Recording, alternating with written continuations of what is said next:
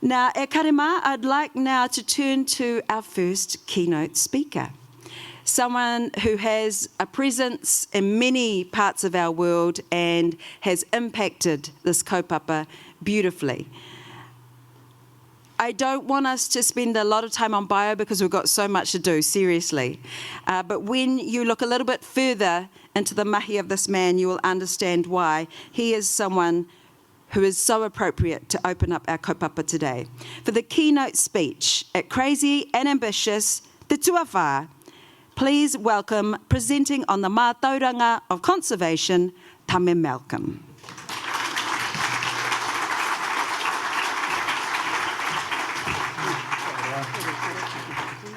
Tēnā tātou. Firstly, my wife's a big fan of Stacey's, and she said to me, I think it's because we've got a lot in common. I said, oh, what's that? And she looked me dead in the eye and said, both our husbands are from Aotearoa, they're both tall, and they're both married up. Hoia no tēnei ka mihi ki te pāwhaka wairua tira koutou te mana whenua o konei, I tūwhiri tēnei hui, nei rā te whakaiti ki a koutou, nei rā hoki a Aotearoa wakakoe taina Whanganui-a-Tara tira ki a tātou katoa. Tēnei te mihi ki a koutou.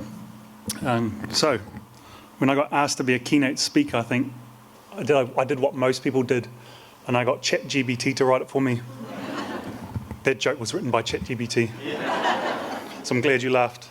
But I thought, what would be appropriate to talk about in Crazy and Ambitious for our, not quite our final one, like Stacey said, but having been part of this journey for quite a while, I struggled to land on something that would sort of feel appropriate and wouldn't sort of let us dwell on what's been, but actually let us focus on what's to come. Because the challenge, or the challenges, have done some amazing work in setting the future for New Zealand. So with that, I thought I'd talk about the Māori of mātauranga. And I think it's really appropriate that some of our kaumātua are sitting up here at the front because it touches on some of their work. Sorry, me and tech don't really get along. A wee while ago, I said to my dad, I told him about some of the work that we do here, and my dad's the one in the middle there. Talked about some of the work we do in the challenge, and talk about some of the places I go to do some of the mahi. And he said, don't you get tired of fighting for mātauranga or justifying it? And he said this, e kōti pia te wā ki te whawhai mo te mana o te mātauranga, me huri pia ke ki te whawhai mo te mauri o te mātauranga. Interesting as well, because I've only been fighting in the mātauranga space for a fraction of the time compared to other people, and it was interesting that he thought maybe I'm tired of the fight. But then I reflected on it, and that's when I landed on what I'd talk about today. That actually, I think the time has come that no one's really fighting for mātauranga. No one's justifying it. We know its place now, we know its value, we know its efficiency. And so now I think our efforts, and correct me if I'm wrong, but I think most of the people in this room, certainly, but Aotearoa collectively, our efforts are now on how do we protect and enhance mātauranga. So I thought it was quite fit and interesting. My dad's not a researcher or a scientist, but he actually came up with the whakaaro that how do we fight to protect it? I just stole it, I plagiarised it. So, the future of Aotearoa. What I want to talk about is actually to give some examples on how we've, the fight for the mana of mātauranga, where we've had to justify it, and how bad that was, and then sort of focus on our way forward on what's the future of mātauranga, how do we fight to protect it, its mauri, and its enhance its mauri. Mātauranga, as we know, was a term coined in about the 1960s to describe the natural sciences. But what we know is that body of knowledge, that system of knowledge has existed since our arrival. And so I thought it was quite fit to start from our arrival in Aotearoa and talk about those knowledge systems and its evolution, because it's from there we start to see the fight for its mana, and then that transition to its mauri, to fight for its mauri. And as I talk about the future, I can't help but reflect on my little boy there. He's actually watching some material right now, so if he does need to babysit, I know I've got heaps of aunties and uncles in the crowd that will help us out. And interesting as well, while at the time, he only speaks Māori. So my wife and I didn't even make the decision, we just decided, and Stacey's obviously a key example of this as well, to raise our son and our children in Māori. So if you do try to talk to him, If you hear him say wese, wese, wese, that's his attempt at speaking English. He doesn't know how to speak it, he just says words like that. Wese, wese. All right. So what do we mean by the fight for the mana of mātauranga? Or what was the fight? So it's important that we understand what mana is before we talk about Māori. Hara mai ki runga, son? Ka pai. Any guesses on, well, not guesses, anyone want to start us off with what mana is? Just yell out a word. Come on, crowd. The first speak, oh, crazy and ambitious, and you're quiet. Stacey, you've got your work cut out for you for this crowd. Strength. Prestige. That's a good one. Integrity. Was that you, Dion? Pride. Oh, kia ora. All of... Sorry? Just mana. Oh, I like that. And we'll come back to that in a sec. But there's many words can describe it. Responsibility is a good one. You know, kia wai te mana. Who's got the responsibility? Who's got the mana? And that's an important question as well, because as we've been talking about, you know, the fight for mana, it covers so many aspects. How do we protect who has the responsibility for mātauranga? That's a conversation that is ongoing as long as Y262 is unsettled. How do we ensure that it is a system that Aotearoa is proud of? As we know, to sort of protect Aotearoa from the issues that will come in the future, we're going to need everything, including mātauranga. And like I said, there was a time where we had to justify its position in creating innovative solutions to the issues that we have, whereas now we know it's there, so it's how do we protect it. So here are some examples of the fight for the mana of mātauranga. I'll start off with the early days. And most of this work comes from Stacey's husband, Scotty, in this Origin series. If anyone gets a chance to watch it, it's brilliant. I know it's not the best place to get your scientific research from, but it's better than TikTok. So kupe. I mean, it was only, I think, about a month ago I heard a history podcast where they were saying, did kupe exist? And I thought, that's a weird way to start a podcast. We have plenty of anecdotal evidence to suggest he did exist and that he was an ancestor. The podcast, I didn't listen for it too long because it was quite stupid, to be honest, but they then go on to sort of dissect some of the narratives and put it in the bucket of myths and legends, where what we do know is that some of these stories actually did take place. For instance, Rereata Mākiha talks about te poroporo aki a kupe, the lament, is that the right way you say it? Lament. I'm French, you see. The lament of kupe. It was a karakia he wrote when he left Aotearoa, and it gave directions on how to get back to Aotearoa, and he passed it on. So that karakia got passed on for generations to generations, until Papa Rereata got it and looked at it and thought, some of the night sky that's describing how to get back to Aotearoa doesn't quite make sense. Those things don't happen from what I know in terms of the star movements. So he talked with I have to get this right, Astronomical Society of Aotearoa, not the astrological, which is a huge difference. So the Astronomical Society of Aotearoa. And so they started doing some research into just understanding what this night sky that was being described. And what they found that a star, I don't even know the word, erupted, exploded, whakakapo, it went blank in 1054 AD. And so what they were describing was a once in a millennia event in the night sky. So there's no way Papa Rereata could have made this up from generation to generation to generation. So by backtracking that night sky picture, they found it was in, mid-September 1054.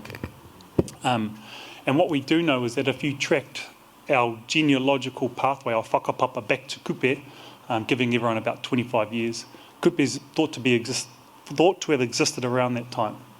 Again, we don't need science to sort of justify mātauranga. In this case, it was the other way around, that mātauranga showed science what had been passed on for generation to generation.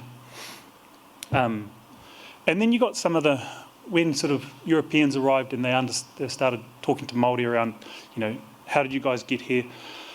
And they said, we travelled from Hawaii following the stars. Obviously you can imagine some of their shock and wonder, where's your compass, where's your sextant, where's all your materials to help navigate around the world like we have? And they said, well, it was basically the stars helped us. So I'll read a quote here. Sorry, I'll just see if I can move this. Okay.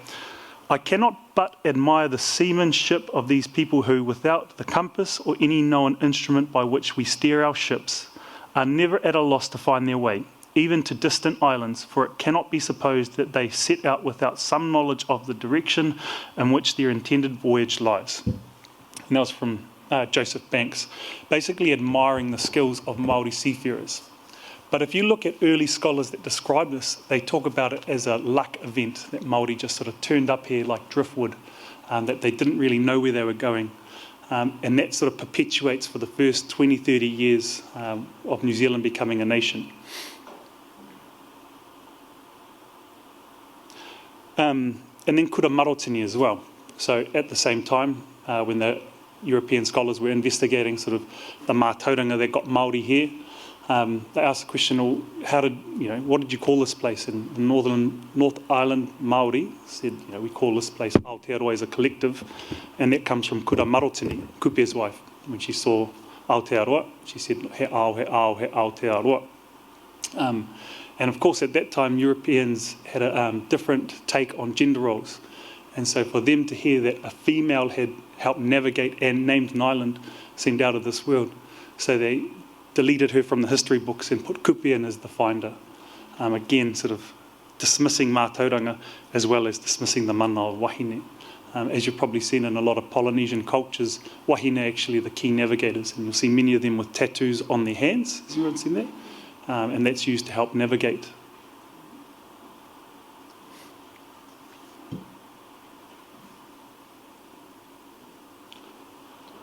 So staying with that theme on early arrival, early European scholars, as I said, they were amazed that sort of Māori could turn up to Aotearoa from Hawaii. So they started rewriting history and saying that actually it was a driftwood event, or they were sort of lucky to come here. And then you got images like that that perpetuated that, right up until, I'd hate to think how long, but it hasn't been that recent that these myths have been dispelled. And that all contributes to that fight for the mana of mātauranga, having to justify that actually Māori knew how they were coming back and forth. There's evidence to suggest that Māori were trading pounamu and moa in the early days with our Cook Island whanaunga. I always talk about it as the first Uber Eats would send moa over there and they'd come back. And then about 200 years after the arrival of Te Aroa waka, we know that some whanaunga from the Cook Islands come in search of moa. And that's when we get another more lines added to our whakapapa. And then the question you see in history books still stands, were Māori driftwood unable to get back to where they came from? But we know Ngā Tōrorangi, one of my tupuna, he went back and forward a few times. One to settle some grievances and another time to take some whānau back. So we have plenty of historical evidence to suggest that we were going back and forth, and it wasn't until sort of this millennia that we started understanding that, this century, that was the case, that they were going back, and then Western science was able to support it.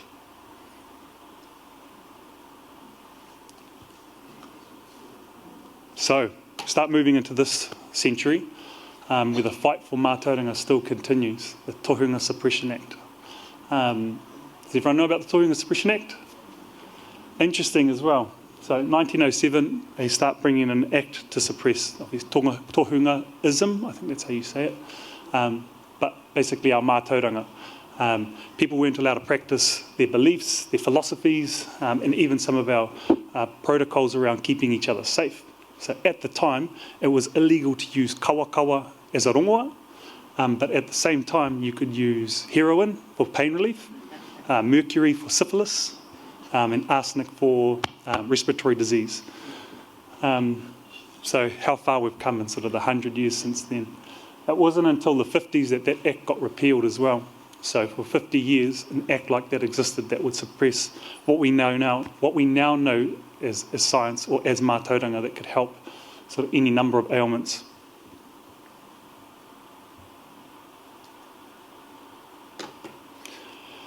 Ki a koe papahori tēnei kamihi ki a koe, o tira koutou e whawhai e koke ana I tēnei whawhai, ki te taumata e tika ana.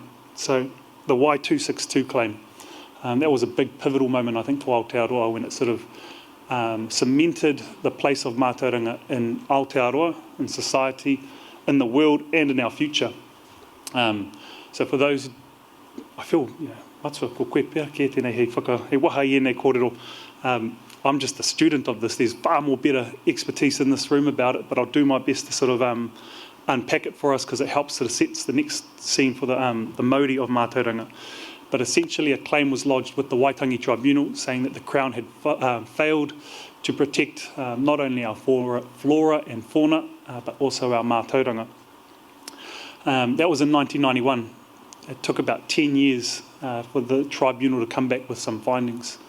And those findings were that it recognised tangata whenua status, the protection of mātauranga, collaborative resource management between Māori and the Crown, cultural redress and recognition. Aroha, did I miss anything?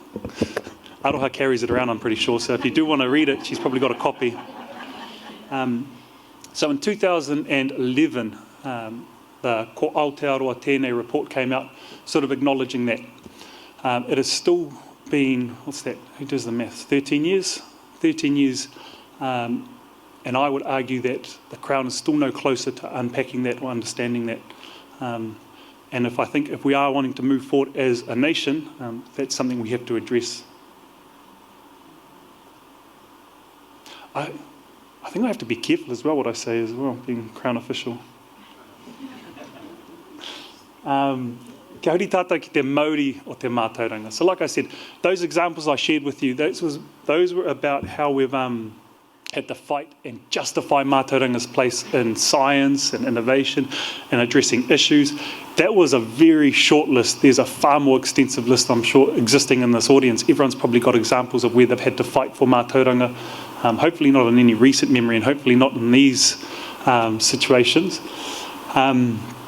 And yeah, I was trying to keep it brief in terms of the fight for the mana of mātauranga because I thought I don't want to dwell on the bad things. I don't want to just sort of remind us how hard the fight's been and those challenges. Instead, I thought I'd focus our efforts on where we go to next, knowing that mātauranga is safe or its existence is safe. Let's focus now on how we protect it and enhance it. So what do I mean by Māori? Again, back to the crowd. Let's go see if you guys are awake this time. Any ideas on Māori? Life force. It's quite simple, yeah. Most things can have life force. Interesting as well, for our tupuna in Hawaii, they didn't have a concept of Māori. They had mana, which included sort of everything we said before, as well as life force. It wasn't until our tupuna, Te Aroa anake tēnei e waha ni kōrero, so I can only speak for Te Aroa. It wasn't until we got here that we understood there was a different concept and we named that Māori. And we started seeing that in the biodiversity that was here. And then we understand that Māori, what Western paradigm might call inanimate objects can have Māori. And how that's passed on is through a lot of protocols and kawa and tikanga, which I'm certainly no expert, won't get into that stuff. But mātauranga, can mātauranga have Māori? Can the concept of a knowledge system have a life force? And when we've seen that in Te Ao Māori with our reo. So we know our reo has mana, but we also know it has its own Māori as well. And so it was from there that I think my dad maybe stole this concept from the reo revitalisation, that actually we know that when it comes to our reo, we've finished fighting for the mana of Te Reo Māori, it's an official language, now we're fighting to protect its Māori. And the same can be said for mātauranga, is that we've finished fighting to justify it, we're here to protect it and enhance it. Again, these examples of fighting for the Māori of mātauranga aren't an exhaustive list, they're just some of my favourites. But that's the best way to do a lit review, eh, Ocean?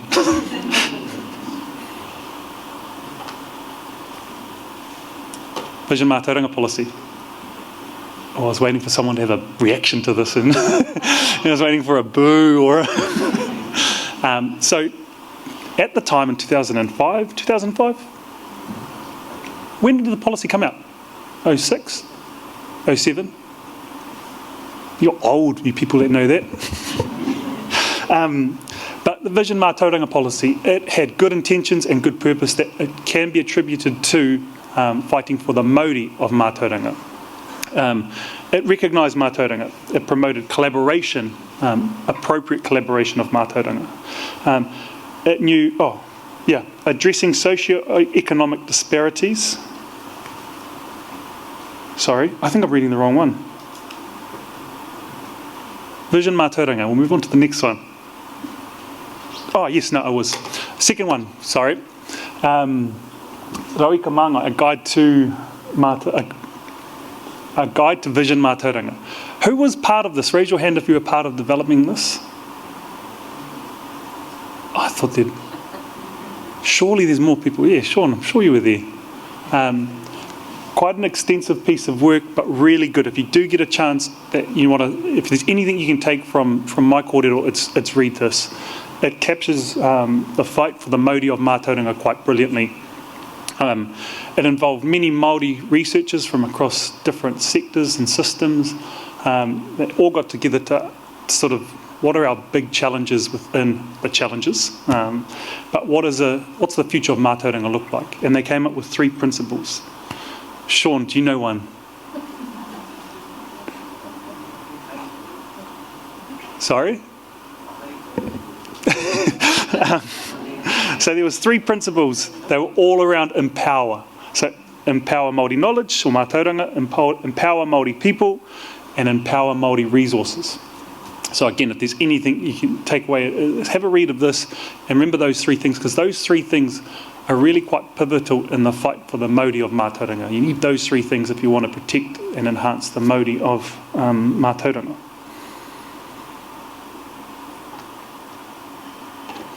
And another good example, Project 1.1 from the first tranche. So good to see you here, Andrea. Andrea was quite pivotal in this as well. And te taumata e noho nei, ko koutou hoki tērā, ia hāpai i tēnei kaupapa i te wā ki a koutou. Jamie's not here, is he? Jamie Atari, I just want to do a big mihi to him. He was quite, when I first sort of came into the challenge, sort of naive as I was and probably still am, Jamie was really good at elegantly explaining the challenges that we face and the ways to navigate the system to ensure mātauranga, the mauri of mātauranga was protected and enhanced. And he came up with this cool idea around a research that was guided by our kaumātua. For those who work intimately with Māori community or from a Māori community, our kaumātua, they're a wealth of knowledge and a wealth of guidance, expertise. I remember at the time we were talking about, and I've said this joke before, but kaumātua, they can lead you the right way and they can lead you the wrong way if you play up, and that's when we call them kaumāwhia. And so we were fortunate in this project that there was no kaumāwhia, that they all were brilliant in guiding us to some really good publications that are on the Challenges website. But yeah, key takeaway from that is working with the right people in Māori communities. A lot of people come up to me, and you guys are all guilty of it yourself, asking for Māori approaches to pest management. I'm just a student in this space. It's our kaumātua that have all this knowledge. Those are the ones you want to be tapping into. I'm just someone out here with a microphone.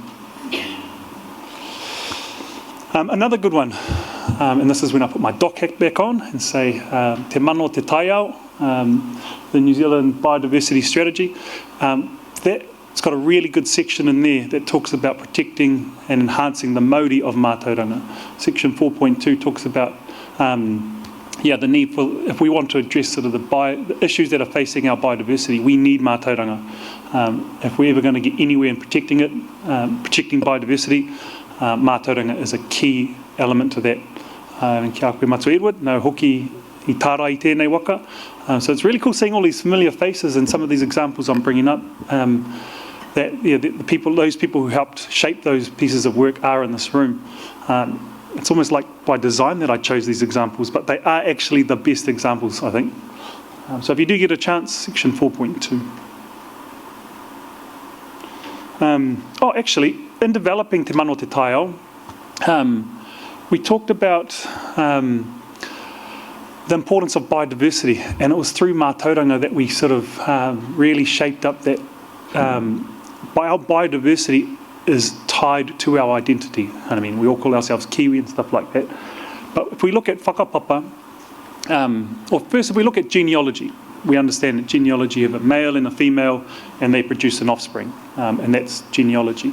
In Te Ao Māori, you have a male, you have a female, and the environment that they were in produces the offspring. So when I say my whakapapa, I talk about my grandparents, my granddad, my grandma, and the rata tree, for instance, because without the rata tree, I wouldn't be here. So the rata is part of my whakapapa. So mātou o Ngāti Tarawhai, ko te rata tētahi o ngā rākau tapu, o ngā rākau rangatira, mei kore ake te rākau, ka kore a tame, ka kore hoki a kaiwhare. So without the rata, my tūpuna wouldn't have an opportunity to ensure they were, they could procreate, and then produce offspring. So we acknowledge the rata as part of our whakapapa. And many iwi are like that as well. So it was when we were in the workshops talking about kaupapa like that, we understood that actually our biodiversity and our future is, our personal future is tied to biodiversity. So without the biodiversity being thriving, we're in trouble. So that's when we started including kaupapa like that into te mano te taiao. So, if you go back maybe 10, 20 years ago and talk about rata being part of your whakapapa and your grandparents procreating, people probably think you're weird. You probably think I'm weird right now. But it understood that the importance of whakapapa and concepts like that, like mana, like mauri, and putting it into a government policy, I think is a good sign of the future that, we all need mātauranga. Sorry. And then lastly, my personal experience. So that's my little boy, that's my Pōtiki. Everyone wonders where the ginger hair comes from. I don't know either. Still trying to figure that out. But I remember when I first and you've probably heard this story before, anytime I get a chance to speak on a microphone, I always talk about it. When I first started at Te Papatawhai in 2003, we were out doing some goat culling. And before leaving, I thought, I'll wait till all the guys leave to go do their hunt and I'll in the dock hut. And when they left, that's when I started going through my own tikanga. I did my own karakia, keep myself safe, and sort of my intentions for the day. And then I went out, and part of our, one of the things my uncle taught me growing up is that anytime they caught back in the day it was pigeon, but anytime we shot an animal, the first animal that you shoot in the block, you take its heart and you hang it in a tree. Understanding that that heart would feed the insects, that insects would feed the birds, those birds would help grow the trees, ensuring the mauri of that ngahere stays safe by following that sort of simple tikanga practice. And then there's a karakia that goes with it, in sense goes, ko tō manua, ko tōku manua kairihia. Your heart that I hang up and my intentions I hang up for the betterment of the forest. So I did this for a couple of years. And then we're in King Country one time and the guys came back and said, oh my God, there's a predator out there. I found all these guts hanging in this tree and it was a big bloodbath. I was like, firstly, you're a liar. That's not the case. But I explained to them what it was. And I was actually worried. I was like, oh, they're going to think this is stupid black magic and they're going to get probably racist. But to my surprise, they were really keen. They were like, can we be taught this stuff? Is this something we can do? So when I brought up before around the Vision Mātauranga policy, about that same time is when you had a group of about 8 goat cullers wanting to learn tikanga around forest health through hunting and through harvesting.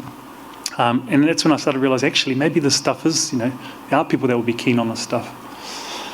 And then as my career progressed and I started doing other stuff, I remember when the Predator Free initiative came about, and everyone said, oh, Tame, you do a bit of possum trapping, you probably got some mātauranga. And I was speaking to some researchers, and they said, oh, what about sound lures? And I said, oh, we had sound lures back in the day, we had karakia. And again, they sort of dismissed it as black magic, like you can't pray these things away, bro. And I was like, well, let me explain. And I talked about how back in the day, our tupuna would set traps for kiore as they went up a hill. And as they turned around and come back down at nightfall, they'd do a karakia that sounded like a ruru, based on the sounds of the ruru. So the ruru, is a predator. So when a kiore would hear the sounds of a predator, i.e. the karakia, it would run into the nearest hidey hole that just happened to be our traps.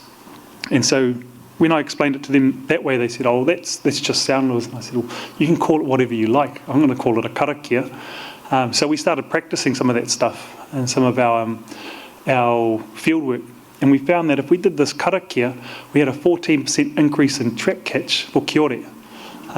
So we'd go out late at night and just start making ruru sounds on top of hills and yelling out to each other, and then in the morning go back and check, and compared to the control, we were catching more kiore. Unfortunately, we only had, the numbers didn't stack up in terms of how robust the data was, but I tell you what, it was a lot of fun just yelling ruru sounds out in the middle of the night with my mates.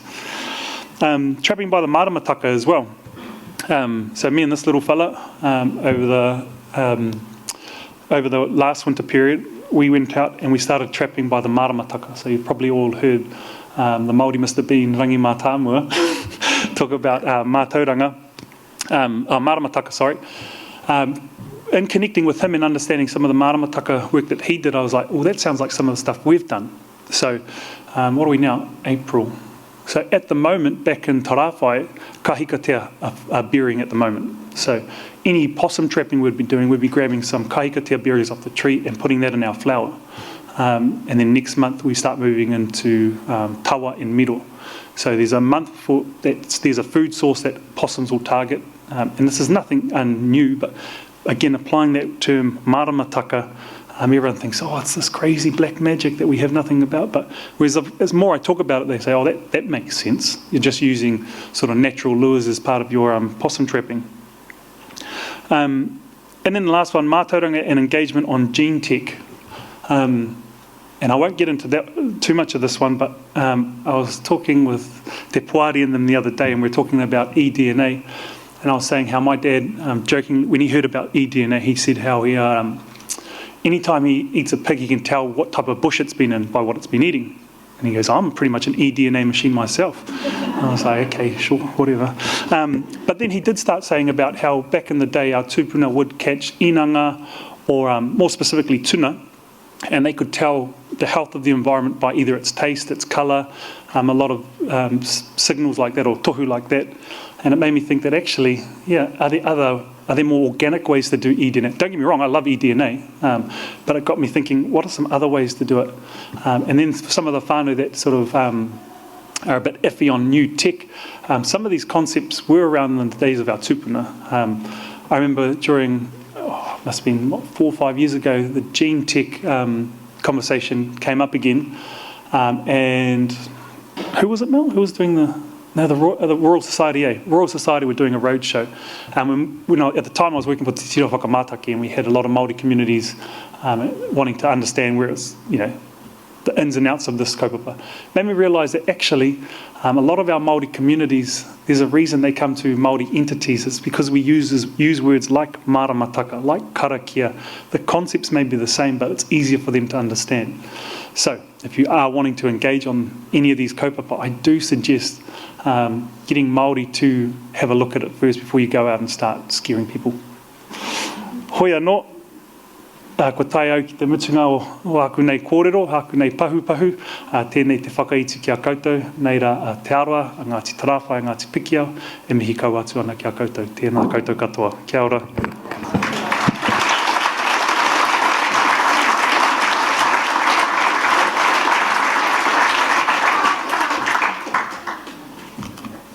E hara I te mea mihi ana te arawa ki te arawa, engari e te rangatira tēnei ka mihi ki a koe. Kai whare tēnei taku mihi ki a koe, tama tino pai tō tautoko I a pāpā. Ko ia kai a koe, ai, pai tō mahi. Tino pai tō mahi. A tāhua tēnei kōrero. Beautiful start for our hui, isn't it? And when we talk about Māori, we talk about energy. We are the Māori of this event. We make this event. Ko tātou te Māori o te hui, so let's make the most of it. We can do that when we start networking and have a kai very soon. But just to quickly reflect on Tame's kōrero, obviously I really enjoyed the whakatauaki from your wife, drop in wisdom just like that she is a kura maro tini ti o kupe, just like I am to my husband. And, you guys, you could have chosen anyone who's a lot more compliant, but so really it's on you. But what I love about Kura Marotini, in the recognition of her knowledge, she became hine te apārangi. she was recognised in her name of going upper echelon as such an expert. And Te Parangi, you may notice, is the name for the Royal Society. So it's talking about evolution of knowledge and recognising when we evolve and when we take it up a level, you can get a new name as well. Engari kia nei hea tāhua te ngako o te kōrero a tame, great reminder that the taiao teaches us that when we don't have to fight for the basic place at the table, then we can all just flow together. Kia kaha, kia maia, kia whakapiki hoki te Māori o te mātauranga Māori, o tira te mātauranga o tātou katoa. We are the Māori and the Māori is us, so let's enjoy a little bit of time together to network. That's exactly why you're here in person. People at home, feel free to dance around in your pyjamas, kaya koutou te tikanga.